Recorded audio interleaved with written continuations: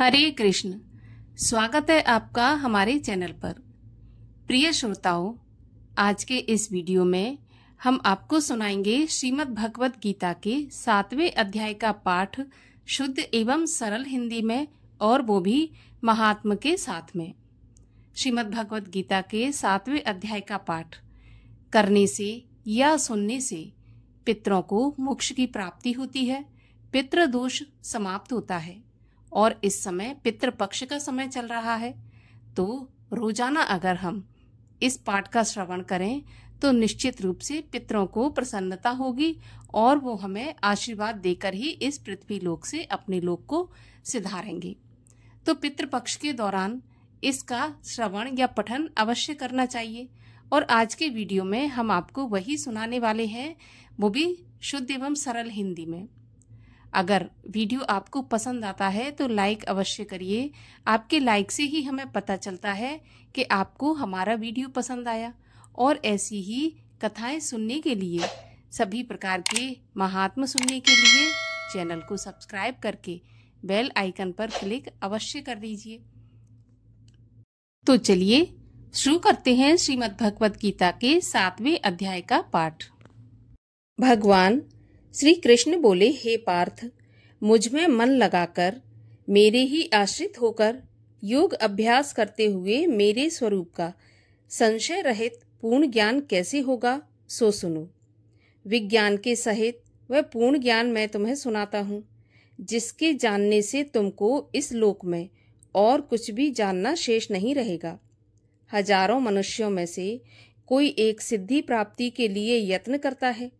उन यत्न करने वाले सिद्धों में से भी कोई बिरला ही मुझे ठीक से जान पाता है। पृथ्वी, जल, अग्नि, वायु, आकाश, मन, बुद्धि और अहंकार, ये 8 प्रकार की मेरी प्रकृति अर्थात माया है। इस प्रकृति को अपरा, अचेतन अर्थात जड़ कहते हैं। और हे महाबाहो, इससे दूसरी प्रकृति चेतन है, जिसने संपूर्ण जगत को धारण किया है।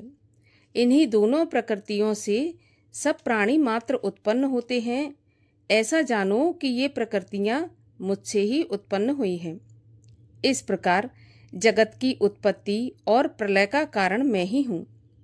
हे धनंजय, धागों में जिस प्रकार मणि पिरोई जाती है, उसी प्रकार ये संसार मुझ में ही गुथा हुआ है। मुझसे परे और कुछ भी नहीं है।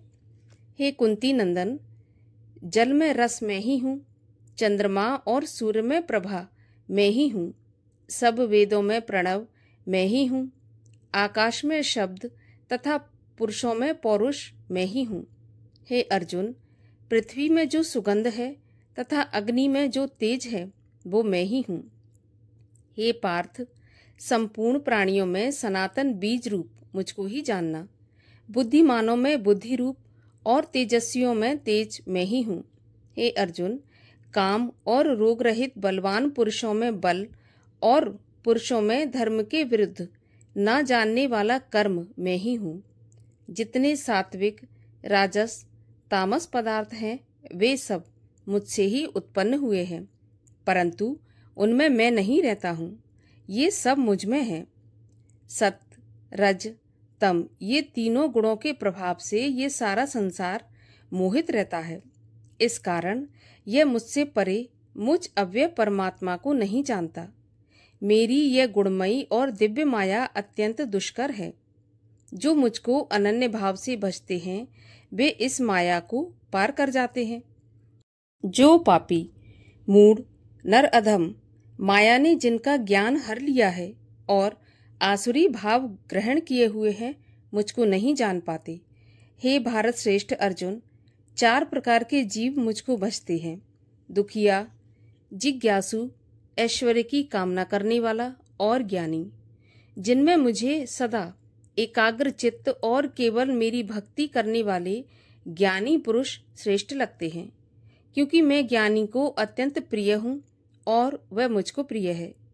यद्यपि ये सभी भक्त श्रेष्ठ हैं, तथापि ज्ञानी तो मेरी आत्मा है, क्योंकि वह मुझ में ही मन लगाकर मुझको ही सर्वोत्तम गति मानकर मेरा ही आश्रय ग्रहण करता है।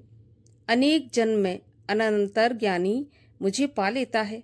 ऐसा महात्मा अत्यंत दुर्लभ है जो सब जगत को वासुदेव में समझे। अपनी अपनी प्रकृति के नियम के अनुसार मनुष्य भिन्न भिन्न काम वासनाओं के अज्ञान में डूबकर उन फलों की चाहना से अन्य देवताओं के अधीन होकर उनकी उपासना करते हैं। हे अर्जुन, जो भक्त श्रद्धा पूर्वक जिन जिन देवताओं का पूजन करना चाहते हैं, उन पुरुषों की उस श्रद्धा को मैं दृढ़ कर देता हूँ।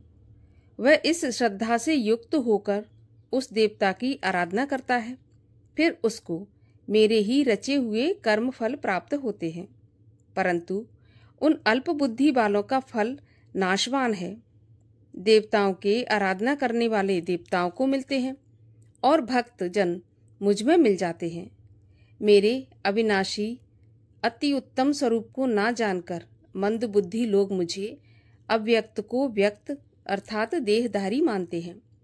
मैं योग माया से आच्छादित होने के कारण सबको नहीं दिखता। उसी से मूढ़ लोग अनादि तथा अविनाशी मुझको नहीं जानते। हे अर्जुन, मैं भूत, भविष्य और वर्तमान के सभी प्राणियों को जानता हूँ, पर मुझे कोई भी नहीं जानता। हे भारत, हे परंतप, इच्छा और द्वेष से उत्पन्न होने वाले सुख दुख आदि द्वंद्वों के मोह से जगत के सभी प्राणी भ्रम में फंस जाते हैं। जिन पुण्य आत्माओं के पाप नष्ट हो गए हैं, वह पुरुष द्वंद्व के मोह से छूटकर दृढ़ निश्चय करके मेरी भक्ति करते हैं। जो मेरा आश्रय लेकर जन्म मरण के दुख दूर करने के अर्थ प्रयत्न करते हैं, वे पुरुष ब्रह्म, आत्मज्ञान और संपूर्ण ज्ञान को जानते हैं।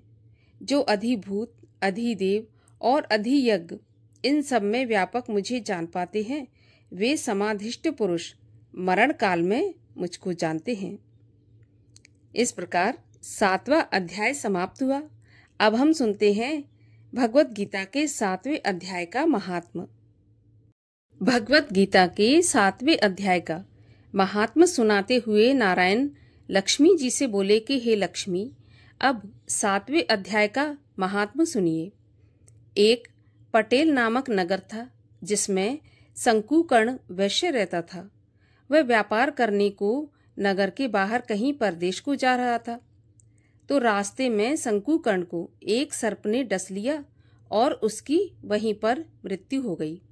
तब उसके साथियों ने उसका दाह संस्कार करके आगे चलने की तैयारी की।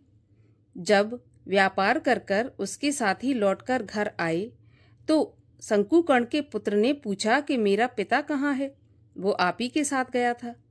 तब उन व्यापारियों ने कहा कि तेरे पिता को तो रास्ते में एक सर्प ने डस लिया था, इसलिए उसकी मृत्यु हो गई, और ये सामान तेरे पिता का है, सो तू ले ले।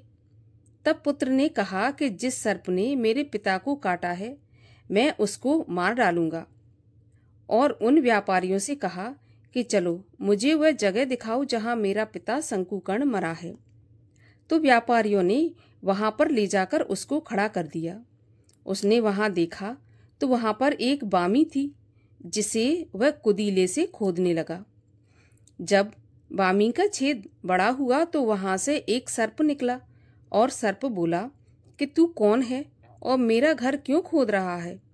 तब उस बालक ने कहा कि मैं शंकुकर्ण का पुत्र हूँ। जिस सर्प ने मेरे पिता को डसा है, मैं भी उसको मार डालूंगा। तब सर्प ने कहा कि पुत्र, मैं तेरा पिता ही हूँ, तू मुझे इस अधम देह से छुड़ा और मुझे मत मार। यह मेरा पूर्व जन्म का कर्म था, सो मैंने भोगा है। तब पुत्र ने कहा कि हे पिताजी, कोई ऐसा यत्न बताइए जिससे आपका उद्धार हो। तब उस सर्प ने कहा कि पुत्र, किसी गीता पाठी ब्राह्मण को घर में बुलाकर गीता जी के 7वें अध्याय का पाठ करवाओ, फिर भोजन कराओ और उसकी सेवा करो, तो उसके आशीर्वाद से मेरा कल्याण होगा। तब उस बालक ने अपने घर पर उस नगर में जितने गीता का पाठ करने वाले थे, उन सबको बुलाकर श्री गीता जी के 7वें अध्याय का पाठ कराया और उनको भोजन करवाया। तब उन ब्राह्मणों ने आशीर्वाद दिया। तभी तत्काल वह अधम देह से छूटकर देवदेही पाकर विमान पर चढ़कर आकाश मार्ग को जाता हुआ अपने पुत्र को धन्य धन्य कहता हुआ आशीर्वाद देता हुआ वैकुंठ धाम को प्राप्त हुआ। तो ये था गीता जी के 7वें अध्याय का पाठ हिंदी में और उसका महात्म।